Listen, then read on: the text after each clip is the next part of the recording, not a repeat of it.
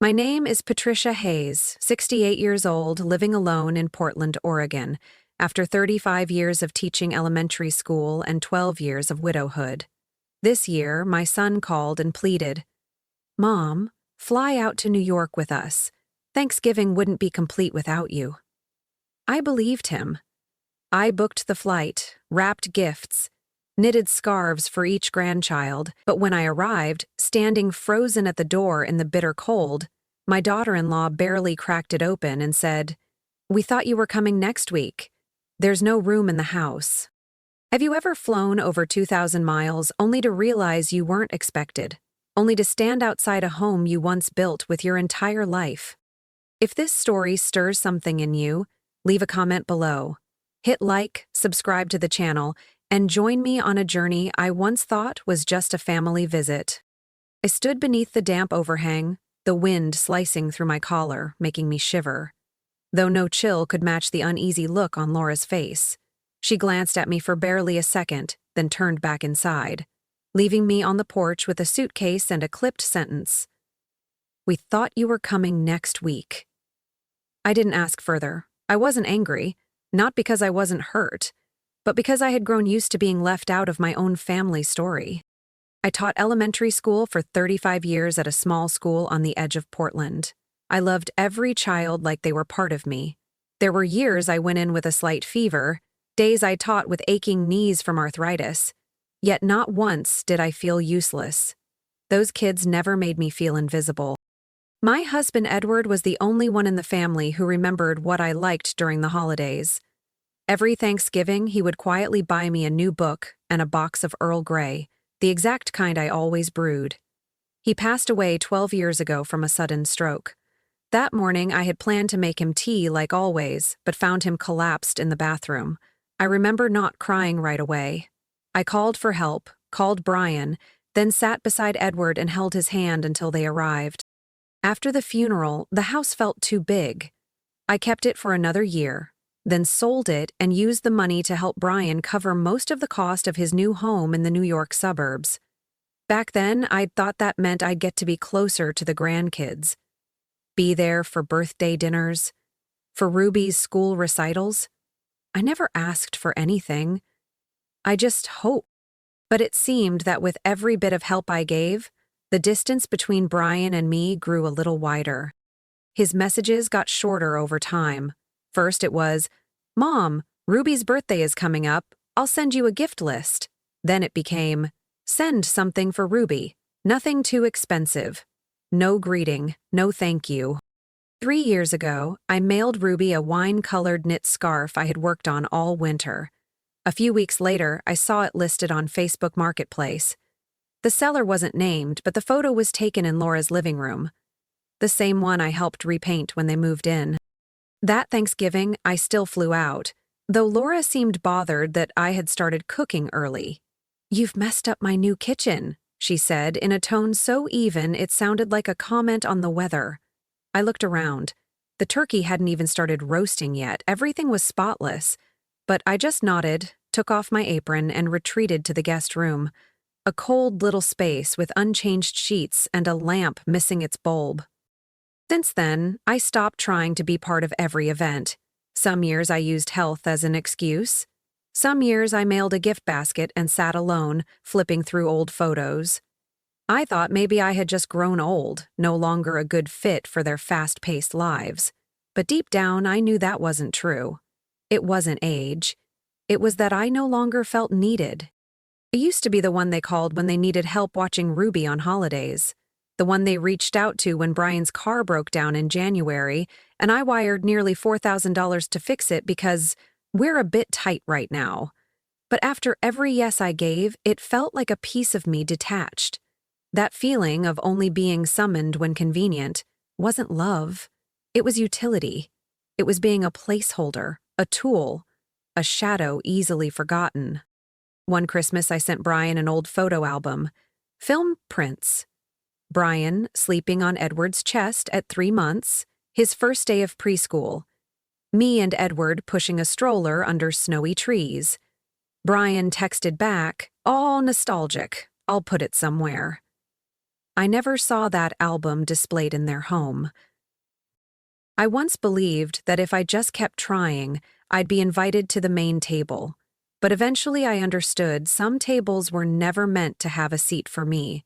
No matter how much I sacrificed, how many gifts I wrapped, how many meals I made, someone would still call me a bother just for entering the kitchen too early. Back then, I couldn't quite name what I felt. I only knew that each passing year made me feel smaller in my own family. Not even a birthday call, cards I sent unanswered, holiday wishes met only with emojis. And today, after flying 6 hours, standing in the cold outside my son's house, I was told there was no room for me. I don't blame them for forgetting to pick me up. I just wondered, when had I become so irrelevant that no one felt the need to explain? I wheeled my suitcase off the porch, the rubber scraping softly on the cold, damp tiles. Laura had shut the door long ago. I didn't knock again. I didn't call Brian. I just walked, without knowing where I was headed. Across the street, the maple trees were bare, the air hung thick with winter's arrival. Streetlights flickered on along the park, casting pale gold over empty benches. I found a dry one and sat, clutching my bag. It was still early, maybe 5 p.m., but already dusk. Families walked their dogs, young couples pushed strollers past me, all seemingly headed somewhere. I wasn't. I opened my phone, not hoping for a call, just to check my return flight. Right day, right time, no mistake. The message I'd sent Brian the night before. "Sweetheart, I land at 3:10, gate B7, can't wait to hug everyone." No response. I opened Facebook. Just habit. A way to confirm the world was still turning. The first post on my feed was from Laura's account. A photo posted just 18 minutes ago. A lavish Thanksgiving spread in the kitchen I once helped paint ivory white, golden roast turkey, deep red cranberry sauce, buttered mashed potatoes, glowing candles in the center. Brian raising a glass of red wine, beside Ruby and Andrew. The grandkids I used to tuck in every summer. Laura beaming in a cream sweater with stitched cuffs, the one I had knitted for her last year, 6 weeks of work by hand. Caption: Thanksgiving with the people who truly matter. I stared at the photo again, as if my eyes were lying. But they weren't. I wasn't in it. There was no empty chair. No one asking, "Where's Mom?" No one saving me a seat. I zoomed in.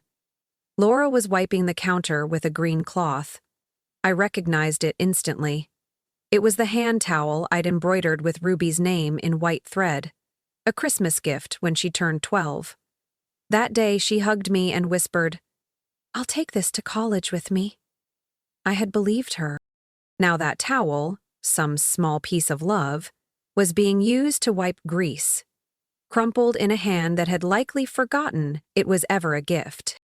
My hand trembled on my lap, not from cold, not from rage, but something deeper, like someone had just cut the final thread tying me to their lives. I sat on that bench for a long time. I don't know how long. The sky had gone completely dark. Headlights swept across my face as cars passed. I stared at the photo one last time. The same faces, the same smiles, the same kitchen, just not me. I used to think that if I kept giving, kept showing up, kept flying out for every holiday, they'd eventually see me. Really see me. But that picture didn't lie. It revealed what I had avoided for years. I was never part of the frame they wanted to keep. I turned off my phone and placed it face down beside me. A gust of wind carried a few dry leaves across the bricks. The moon was veiled behind a curtain of gray clouds. I pulled my collar tighter and stood. My hand gripped the suitcase handle, cold as steel. I had no seat at that dinner table. But I still had legs. I still had a heartbeat. And I needed to go. Not to return, but to move on. I wheeled my suitcase along the edge of the road, the streetlights casting my shadow long across the uneven sidewalk. Night had fallen completely, and damp mist had started clinging to the suitcase handle, making it slippery in my palm. I planned to find a hotel near the airport and spend the night, then catch an early flight back to Portland in the morning. There was no reason to stay in a place where I wasn't wanted.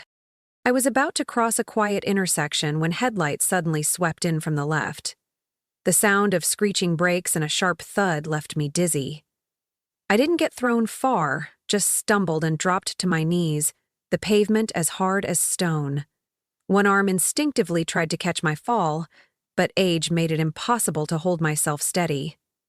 Everything spun for a moment, then faded into silence. The driver, a young white man in an orange delivery jacket, rushed out of the car. "Ma'am, are you okay? Can you hear me?" His voice trembled, eyes wide with panic. I gave a slight nod, feeling a sharp ache in my right elbow and knee, but there was no blood. Nothing broken, just pain and exhaustion. An ambulance arrived not long after. I hadn't planned to get in, but the paramedic insisted. "At your age, any fall needs to be checked out thoroughly. You don't want to go home with a fractured hip and not know it." I gave a faint chuckle. "You're imagining a bit far, sweetheart. I don't have a place I'd call home in this city." In the ambulance, I lay still, staring up at the bright white ceiling as the lights outside flickered across the windows. My mind was blank, not from shock, but from sheer fatigue. Maybe part of me felt relief to be lying down, to have someone, even just a stranger in a uniform, ask how I was with a sincere voice.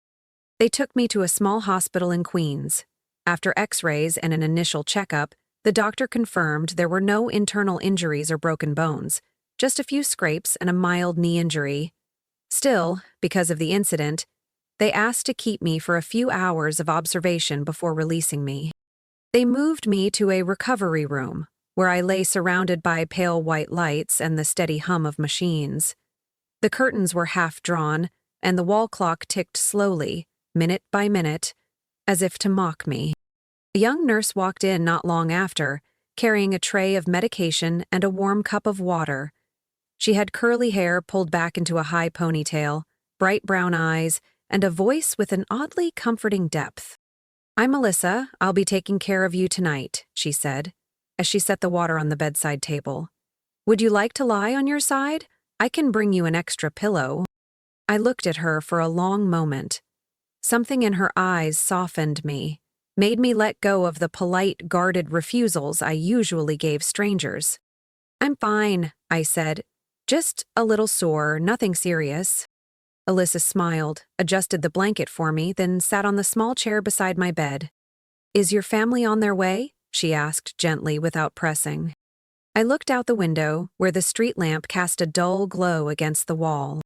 "No one," I answered. "No one knows I'm here, and if they did, they probably wouldn't come." She didn't say anything right away, just nodded slowly. No pity in her expression, just understanding. That made me feel better than any cliché comfort ever could. A woman flying to New York alone on Thanksgiving and having no one waiting. "There's got to be a story behind that," Alyssa said after a quiet pause. I gave a soft laugh, then sighed. "That story spans 30 years and is thicker than a full medical record, but it's probably not fit for this place." "Well then, whenever you feel like sharing," she replied. The room felt strangely warm after that, as if I were finally allowed to be fragile without being judged. Alyssa stood, checked the monitors, then looked back at me. "If you need anything, just press the button. I'll be right down the hall. And if you need someone to listen, I'll be there too." I watched her leave, her medical shoes making soft, even taps against the floor. The door clicked gently shut behind her. I lay still, eyes on the ceiling, but something inside me stirred. Not pain, just a small, unexpected kindness, falling into my life when I thought I had nothing left. I woke up around 8 a.m., the soft morning light seeping through the thin curtains and blurring across the white tile floor. Someone had adjusted the pillow behind my back while I slept. I turned slightly. My legs still ached, but not as sharply as the night before. On the bedside table was a folded piece of paper, handwritten in neat, careful lettering. Miss Patricia, if you don't have anyone picking you up after you're discharged, I'd love to invite you to dinner with my family, not out of pity, just because no one should eat alone on Thanksgiving. I wrote my address below. If you'd like, I can come get you after my shift. Alyssa. I sat in silence for a long moment, running my fingers gently over the note as if it were fragile. No one had invited me to a family meal in years. They invited me because their schedule was open, because they needed someone to babysit, because mom should come over so we don't feel guilty. But no one had invited me just because they truly wanted me there. That afternoon, after the doctor discharged me, I sat in the hospital lobby holding a thin fabric bag, waiting for Alyssa to finish her shift. Right on time, she appeared in a forest green sweater with a long dark scarf. When I stood, she smiled and tilted her head slightly. "Ready for a warm dinner, Miss Pat?" I nodded, said nothing, just gripped the strap of my bag and followed her out to the car. We drove through streets that smelled like snow was coming, small shops hurried to close, and the air carried hints of firewood and roasted corn. Elisa's house was a red brick two-story on a quiet corner in Queens. A deep green pine wreath hung on the front porch, dotted with silver ornaments, simple but tasteful. As soon as the door opened, a little boy, maybe 7, dashed out from the living room, hands smudged with marker ink. "Mom, you're home! Who's this?" He paused when he saw me, eyes wide and curious. Alyssa leaned down and patted his head. "This is Ms. Pat. She's our guest today. You can call her Grandma Pat if you'd like." Before I could respond, the boy grinned. "Hi, Grandma Pat." I froze. That word, Grandma, came from his mouth like air, light and effortless. But to me, it carried the weight of winter. How long had it been since anyone called me that? Not ma'am, not Patricia, but Grandma, like I was truly part of a family. I tried to smile, but my throat tightened. Alyssa touched my elbow gently, saying nothing, but her eyes were kind enough to let me be fragile. Dinner was served in a cozy dining room. Elisa's younger sister, Marcia, poured orange juice from the fridge. Her parents, Otis and Elaine Monroe, were already seated, chatting warmly. They were middle-aged, voices steady, eyes welcoming, and smiles honest. Alyssa introduced me as a special friend Mom just met yesterday. No one asked questions, no one dug into my past or why I was there. They just pulled out a chair, poured water, and asked me to sit in the center. The meal was simple: roasted turkey, golden cornbread, kale salad, honey-glazed sweet potatoes. Each dish was made with care. Not lavish like Brian's feast, but warm and full of love. Otis told a story about cooking turkey for Elaine when she had the flu. Marcia teased Jordan, Alyssa's son, for drawing everyone with red hats even though no one was wearing one. I smiled, listening quietly. It felt like I had slipped into another time, when dinner was a moment to pause, to be called by name, to share a small sadness or a quiet joy. When dessert came, Jordan ran to the living room and returned with a crayon drawing hidden behind his back. "I made this for Grandma Pat," he said, holding it out. It was a crayon picture, a long table with 6 people around it, all with little round eyes and curved smiles. In the center, he'd drawn me, with gray hair and the red scarf I was wearing. Beneath it, in crooked handwriting, it said, "My Family Thanksgiving." I held the drawing with both hands, my palms trembling slightly. My throat caught on something invisible.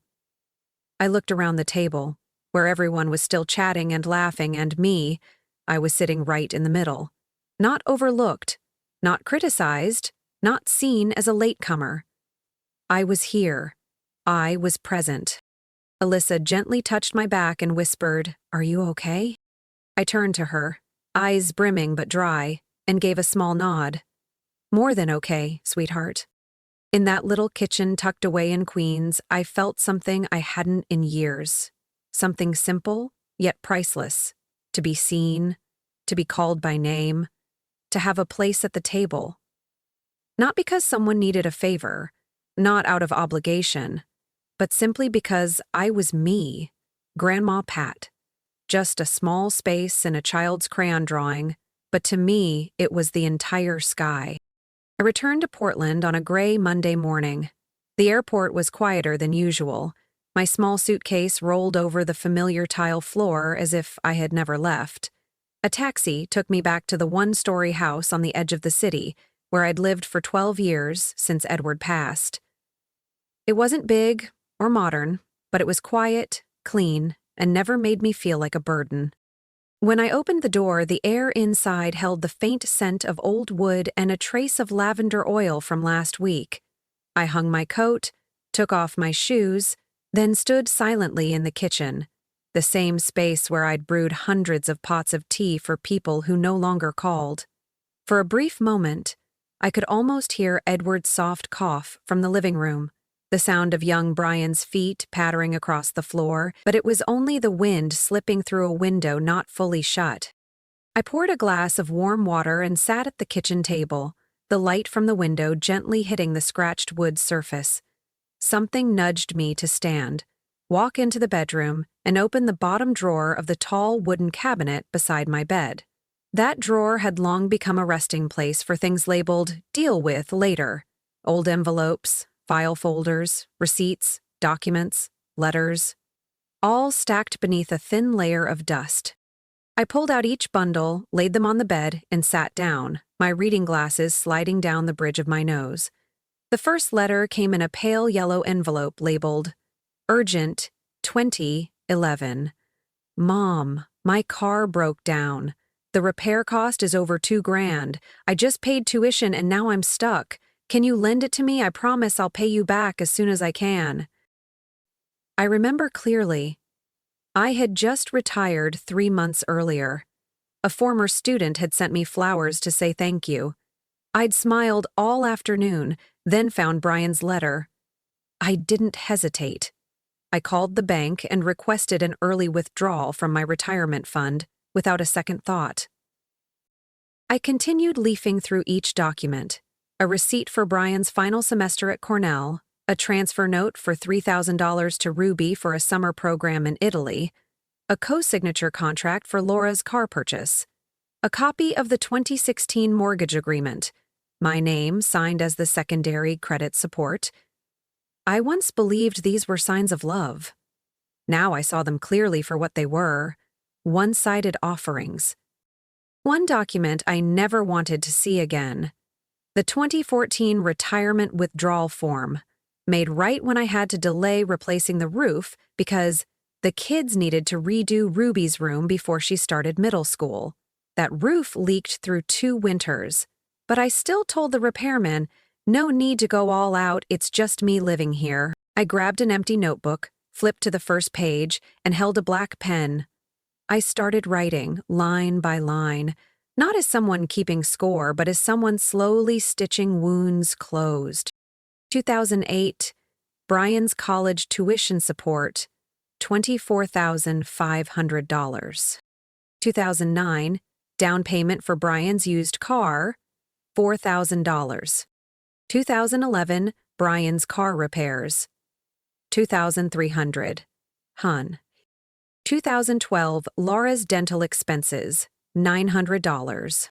2014, retirement withdrawal for Ruby's room remodel, $6,800. 2016, co-signed mortgage, asset backing, $60,000.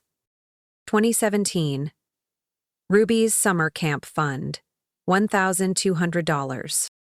2018, airfare, birthday gifts, holiday travel expenses, $7,300 total. The list stretched across 15 years. By the time I set down the pen, the final total hovered just under $300,000. Not all in cash. Some were pledged assets, others material support, and some, like waiting in post office lines or mailing frozen pies across the country, were time and heart. I stared at those numbers for a long while. Each line held a memory, but they didn't hurt the way they used to. I didn't regret helping. I only grieved. that I once believed help alone was enough to earn a seat at the table. I wasn't hoping for repayment. I was just hoping to be remembered. I gathered the papers into a new file folder. On the cover, I wrote in blue ink, "What I gave." Then I placed it inside a locked drawer. The next morning, while brewing tea in the kitchen, the phone rang. The screen showed the caller ID, Brian. I didn't answer right away. I let it ring a few more times, feeling no flutter of anxiety. At last, I picked up, raised it to my ear, and said nothing. "It's me, Mom." Brian's voice came through, slightly rushed, a little impatient. "Why did you just leave like that without saying anything? We were worried." I stayed silent. He continued. "Laura said you seemed upset, but honestly, we didn't mean anything by it. You arrived a day early and everything was just so hectic. You kind of made everything tense." That word again. Tense. In my son's eyes, I was always the disruption. A dish made wrong. A gift at the wrong price. A presence at the wrong time. I didn't argue. There was no need, not anymore. I ended the call, placed the phone down on the old wooden table, and turned away from it. Just like I turned away from a voice that no longer knew how to listen. A few minutes later, a new message appeared from Laura. Just one short line. "We thought you understood we were busy this year. You're making things heavy." I read it over and over, not to find fault, but to make sure I wasn't imagining the indifference in every word. No inquiry about my health, no mention of the fall, no clue I'd spent a night in the hospital. To them, my absence wasn't a loss, just an inconvenience. I folded the phone shut and tucked it into the bottom drawer, then stepped into my bedroom, changed into a soft sweater, wrapped a scarf around my neck, and gently combed my hair in front of the mirror. On the table, I'd already placed a file folder labeled New Beneficiary. I slipped it into my purse, locked the door, and stepped outside. I walked to the law office downtown, a small gray 2-story building with a faded brass plaque, Goodwin and Associates. I'd been there years ago with Edward when we made our first will. Back then, we still thought about leaving something for Ruby, something for Brian, and the rest to a charity we both supported. Everything had still felt whole. Inside, I gave my name to the receptionist, a young woman with short brown hair behind the desk. She led me into a small room with frosted glass. Within 5 minutes, the door opened and Mrs. Goodwin stepped in. Same graceful posture, silver hair pinned back, sharp eyes, calm voice. "Mrs. Hayes?" she said, offering her hand. "It's been a while. How can I help you today?" I sat down, opened my bag, and placed the folder on the table. "I want to change my entire will," I said, slow and clear. "Every asset under my name, my house, savings, retirement accounts, insurance policies, I want them all reassigned to a new beneficiary."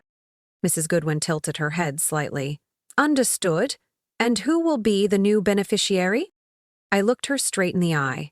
"Her name is Alyssa Monroe, the nurse who cared for me when I was admitted in New York. I want to revise the will, establish her inheritance, and create a trust fund naming her as the sole recipient." Mrs. Goodwin didn't ask why. She was the kind of person who'd seen families fall apart often enough to know. Some stories need no explanation. But still, I kept speaking. Not for her, for me. She was the only one in that entire city who asked if someone was coming to pick me up.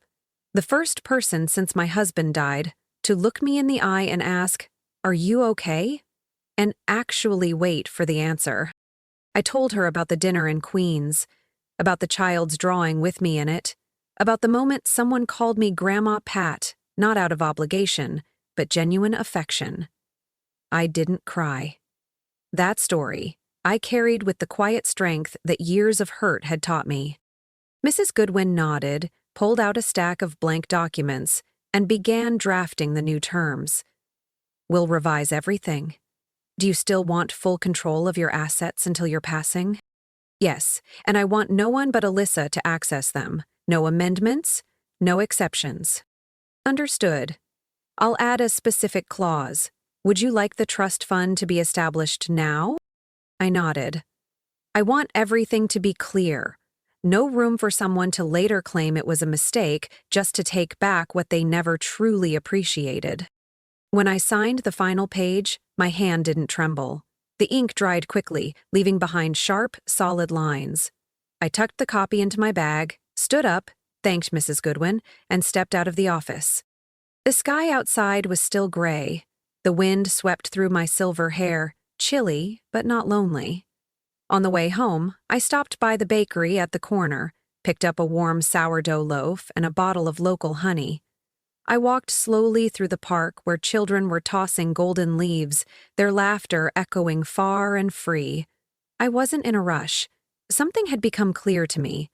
No one else needs to validate your existence for it to matter. You are the only one with the right to define the value of your life. And I had made my choice, not out of anger, but because I finally saw things for what they were. I spent Saturday morning at the wooden table in my quiet kitchen. Light filtered through the curtains, casting soft shadows across the surface. Beside the cooled cup of tea was a check I had just finished writing, sealed in a cream-colored envelope marked PhD tuition support, use only if needed. In front of me sat a blank sheet of paper and the pen I usually used for grocery lists. But today, I wasn't writing what to buy. I was writing what needed to be said. Dear Alyssa, don't be surprised when you receive this. And please, don't call to refuse it right away. This isn't a reward, nor is it a gesture of repayment. It's a recognition. Meant for someone who saw me when I had become invisible to my own family. I paused, took a deep breath, the ink still wet on my fingertips. You called me Grandma Pat not because you lacked a grandmother, but because your heart made room.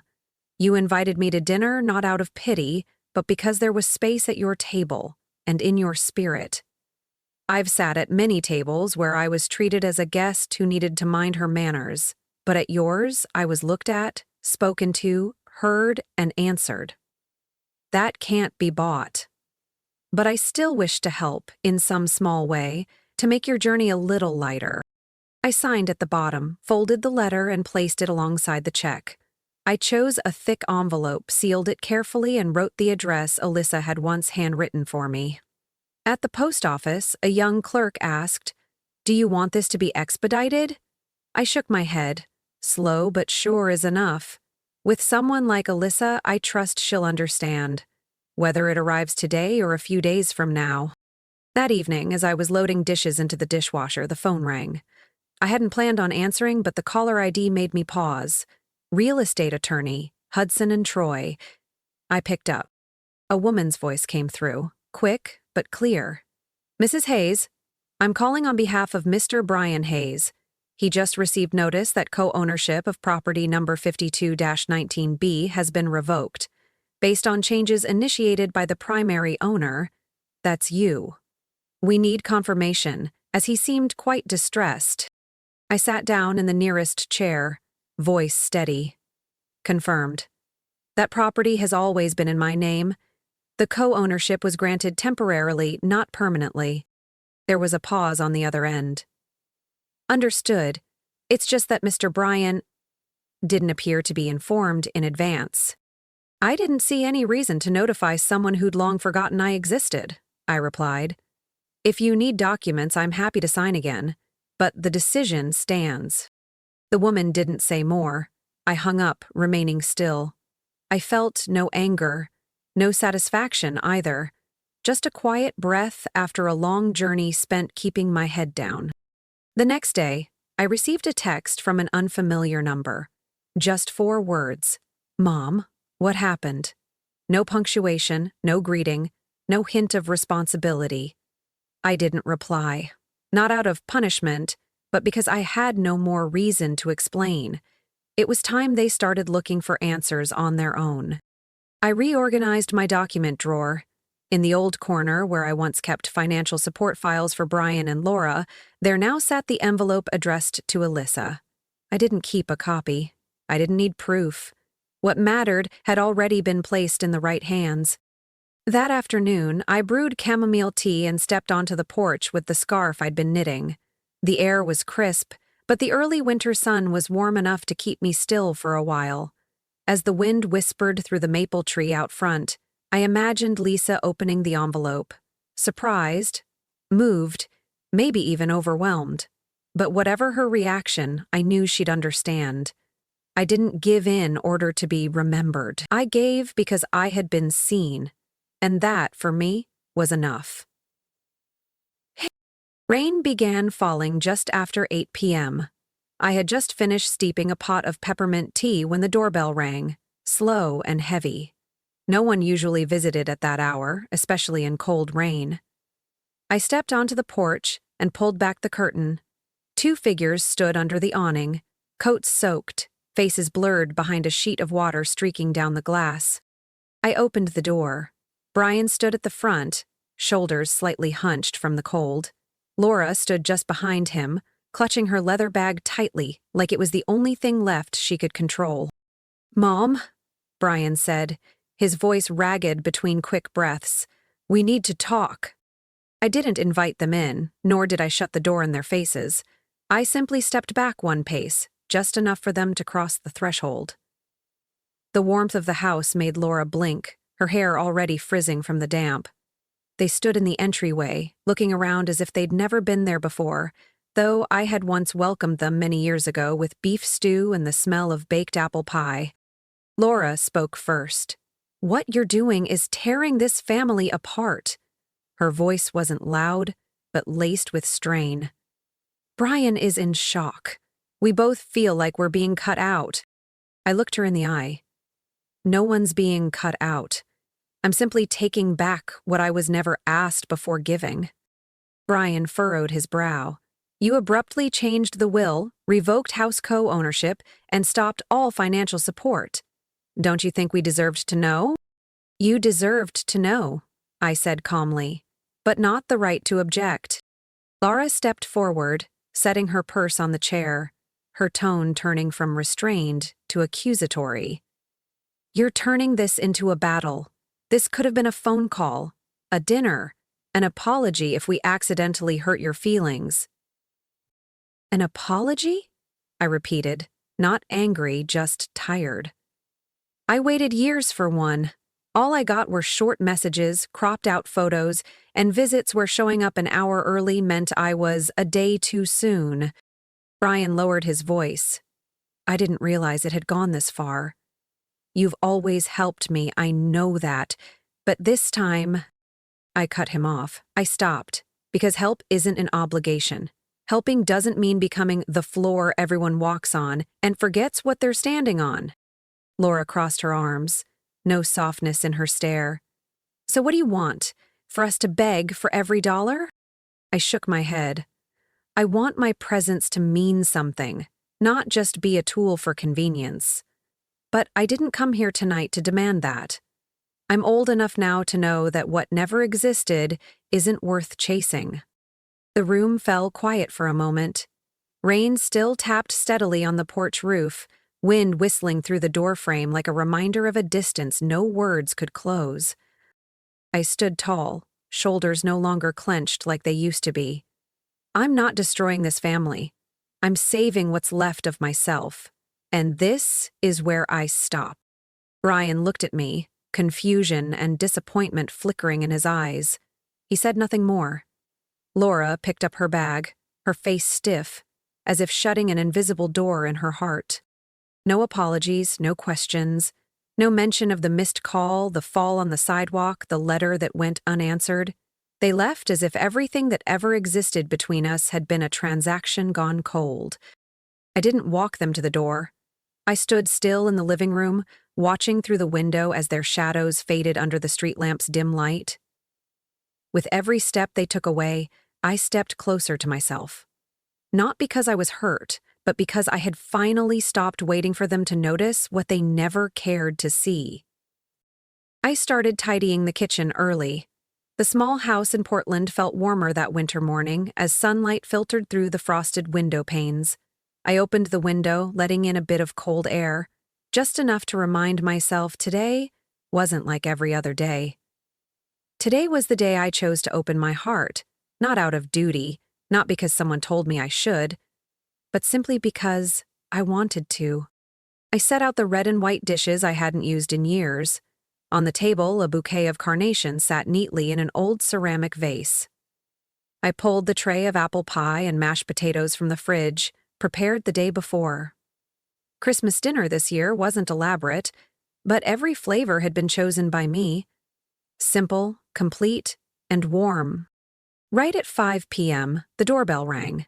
I opened it to see Alyssa's bright smile beneath a light brown wool coat.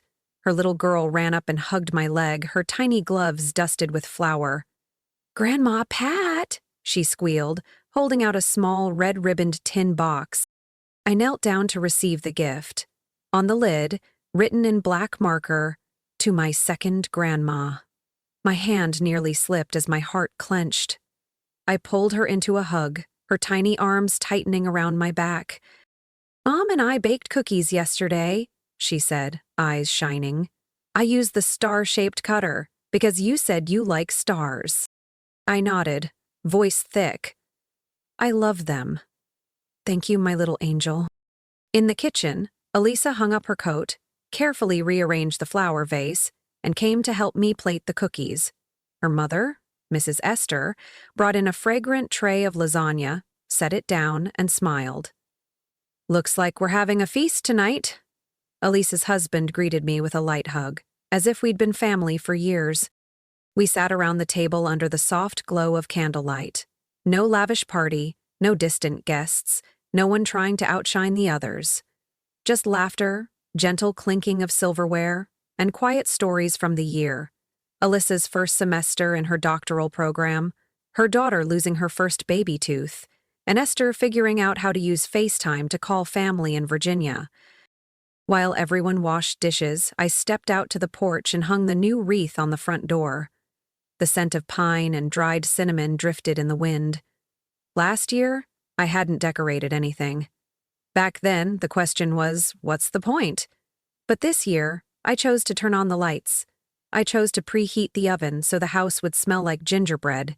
I chose to wrap gifts by hand, carefully folding each piece of colored paper like I used to when I taught first grade. I used to think that silence was simply a part of growing old, that eventually we're meant to retreat inward, to accept being left behind, but I was wrong.